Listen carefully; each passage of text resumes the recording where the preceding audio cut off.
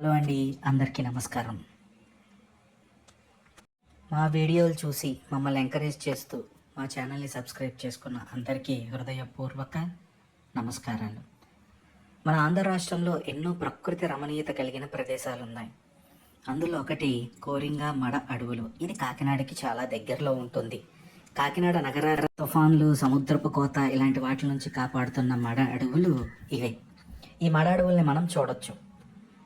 ఈ కోరింగ అభయారణ్యం మొత్తం మాడ అడవులతో నిండి ఉంటుంది. ఈ మాడ అడవులను చూడటానికి, వాటి మధ్యన నడవటానికి మీకు చెక్క వంతులు ఉంటాయి, అలాగే వాచ్ టవర్స్ ఉంటాయి. ఆ వాచ్ టవర్స్ పైకి ఎక్కి చూస్తే ఇప్పుడు మీకు కనిపిస్తున్న విధానంగా మొత్తం మాడ అడవులతో ఈ అభయారణ్యం వ్యాపించుంటుంది. ఇక్కడ ఎన్నో జంతువులు ఉంటాయి. కొన్నిసార్లు మనకు అవి కనిపిస్తూ ఉంటాయి. ఈ వాచ్ టవర్ పైనుంచి మడ అడవులను చూస్తే చాలా ఆహ్లాదకరంగా ఉంటుంది. అండ్ ఇక్కడ వాతావరణం అంతా కూడా చాలా ప్రశాంతంగా ఉండి మనసుకు చాలా ఆహ్లాదకరంగా ఉంటుంది.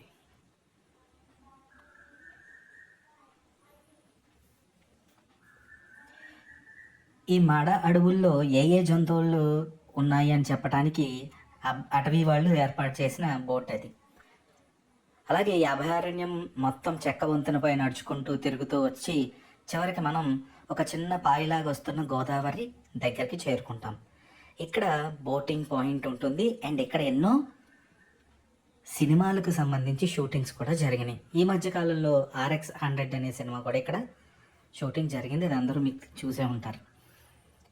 ఇక్కడ నుంచి బోటింగ్ ఉంటుంది, స్పీడ్ బోట్, అలాగే నార్మల్ బోటింగ్ కూడా ఉంటుంది. మేము వెళ్ళినప్పుడు స్పీడ్ బోట్ లేదు, అందుకని మేము అందరితో కలిసి నార్మల్ బోట్లో ప్రయాణించాం. ఈ మడ అడవుల మధ్యలోంచి ఆ గోదావరి పై నుంచి బోటు మీద ప్రయాణం చేస్తూ సముద్రం వరకు, అంటే మడ అడవుల చివరి వరకు ప్రయాణించే ఆ అద్భుతమైన క్షణాలు జీవితంలో ఎప్పటికీ మర్చిపోలేనటువంటి మధురమైన జ్ఞాపకాలుగా మిగిలిపోతూ ఉంటాయి.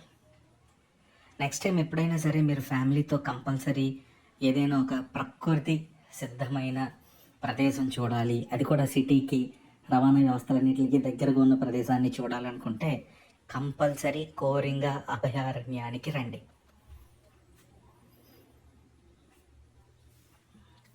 ఇంకొక ముఖ్య విషయం ఏంటంటే ఈ కోరింగ అభయారణ్యం